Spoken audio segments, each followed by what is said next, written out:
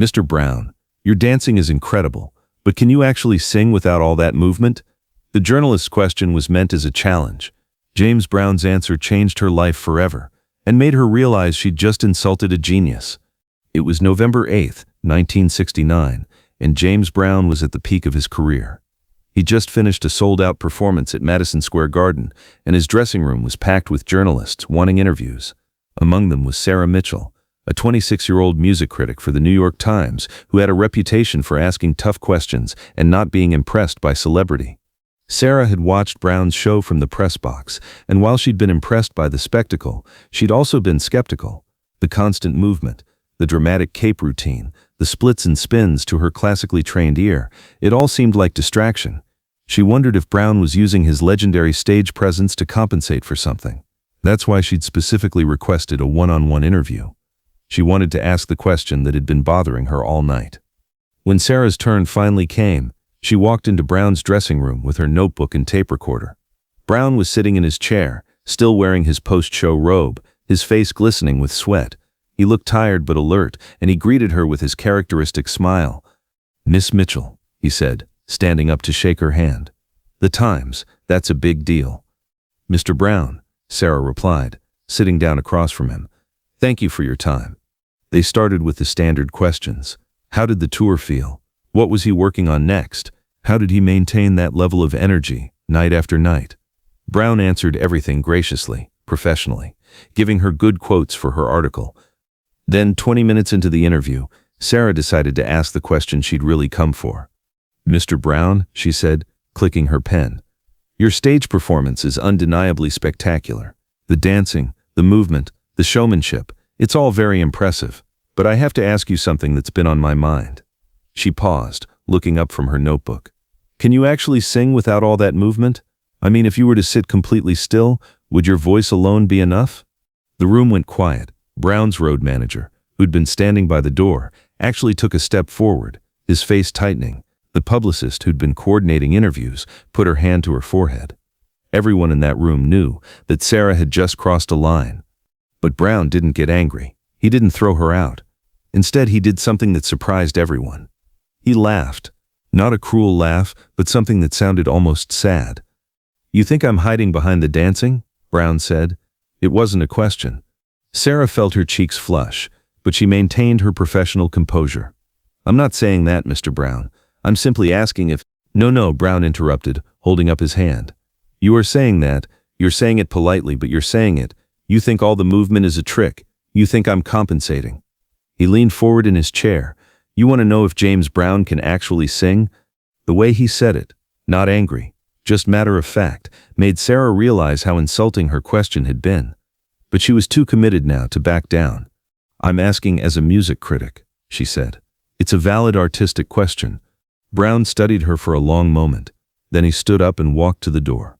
"Everyone out," he said quietly. "James, you don't have to," his publicist started. "Everyone, out it." Brown's voice was firm, but not loud. The room cleared in less than 30 seconds.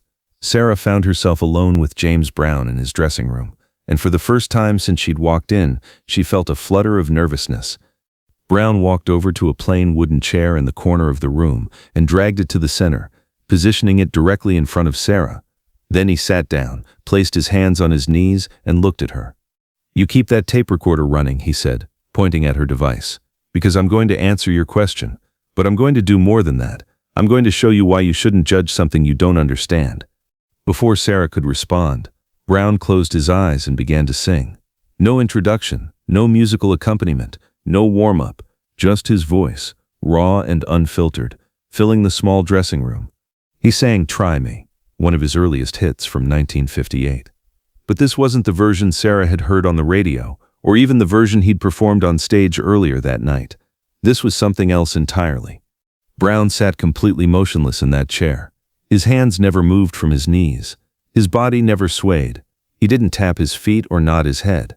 He just sang, and the sound that came out of him was so pure, so powerful, so filled with emotion that Sarah felt something inside her chest crack open. The song was about heartbreak, about begging someone to give you one more chance, about the kind of vulnerability that Brown never showed on stage. His voice climbed and fell, whispered and shouted, broke and soared, all while his body remained perfectly still. Every technique that Sarah had studied in her years of music education, breath control, pitch precision, emotional delivery, dynamic range, Brown demonstrated at a master level, and he was doing it sitting in a chair in a dressing room with no amplification and no accompaniment. When he hit the bridge of the song, his voice cracked in a way that sounded painful, and Sarah realized with shock that there were tears running down her face. She wasn't crying in a pretty, controlled way.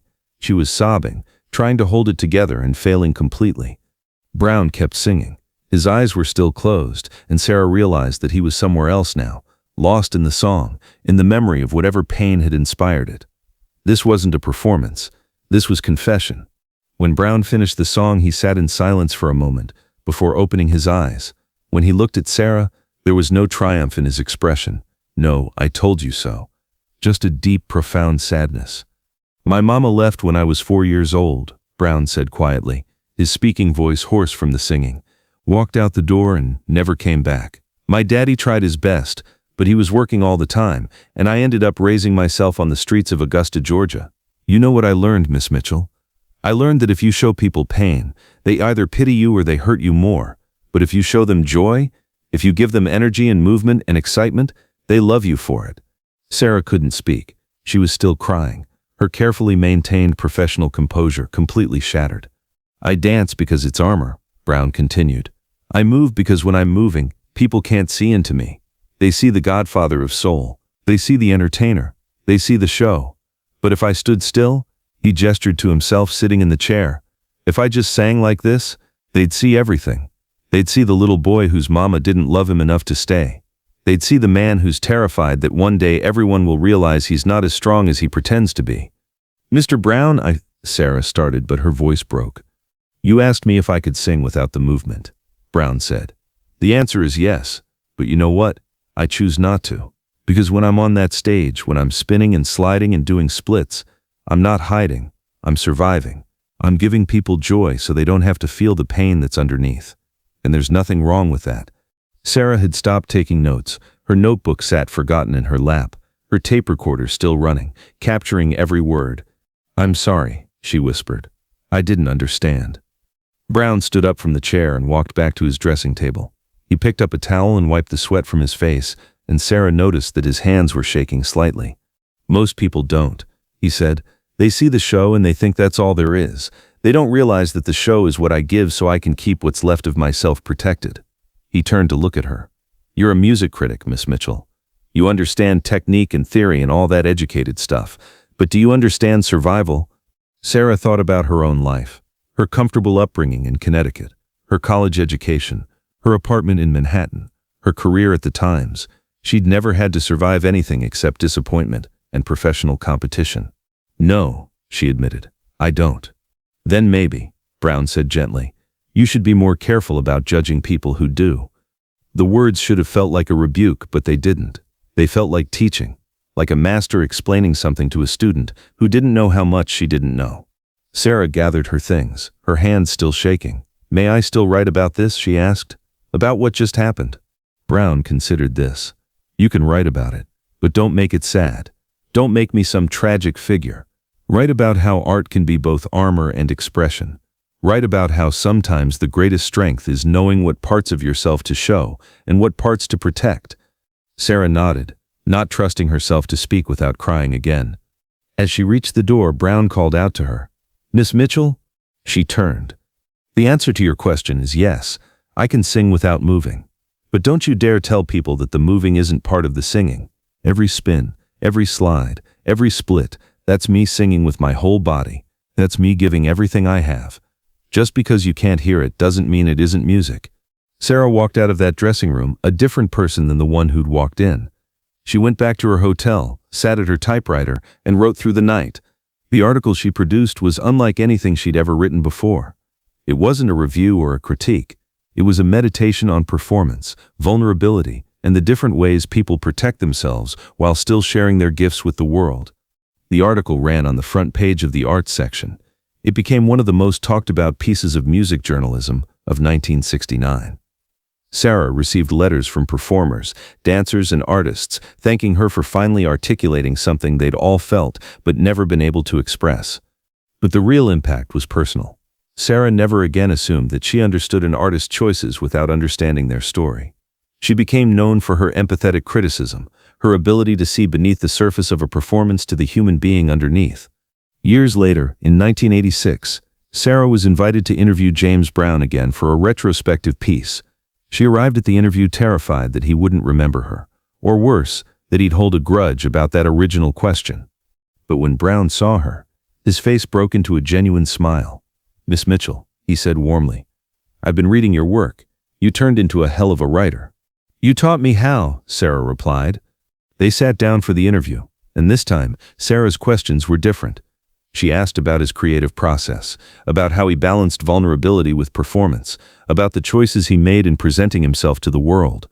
And Brown answered with the kind of openness that only comes from knowing you're talking to someone who truly understands. At the end of the interview, Sarah asked him one more question. "Do you still think about that night in 1969, when I asked you that stupid question?" Brown laughed. "Stupid? That wasn't stupid. That was the most honest question anyone had ever asked me. You gave me the chance to explain something I'd never been able to explain before. You think you're the only one who learned something that night?" "What did you learn?" Sarah asked. "I learned that sometimes people need to see the man behind the cape," Brown said. "Not all the time, not on stage, but sometimes in the right moment, with the right person, it's okay to sit still and let them see what's underneath." The tape recorder between them captured every word, just like it had 17 years earlier. But this time, when Sarah transcribed the interview, she wasn't crying. She was smiling, grateful for the night she'd asked the wrong question and received the right answer. James Brown passed away in 2006, and when Sarah Mitchell wrote his obituary for The Times, she didn't focus on the hits or the awards or the controversies.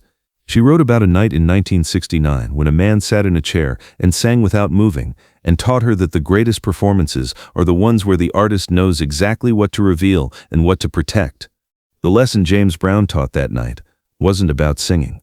It was about survival, about the armor we all wear, and about the courage it takes to sit completely still and let someone see the truth underneath. Sometimes the bravest thing a performer can do isn't putting on a show, it's taking off the costume and showing you who they really are, even if just for a moment. If this incredible story of vulnerability, understanding, and the humanity behind the performance moved you, make sure to subscribe and hit that like button. Share this video with someone who needs to remember that there's always more to people than what they show the world. Have you ever misjudged someone only to discover their beautiful truth? Let us know in the comments, and don't forget to ring that notification bell for more amazing true stories about music's greatest legends.